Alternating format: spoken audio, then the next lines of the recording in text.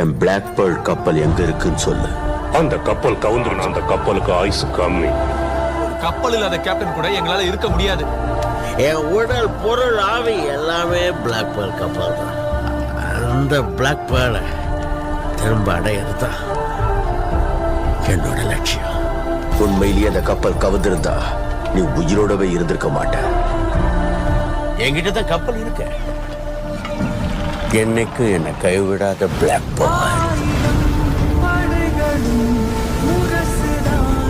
ஆனா என் கப்பல் எப்படி இருக்கு தெரியுமா? பெருசா, அழகா, கம்பீரமா இருக்கும்.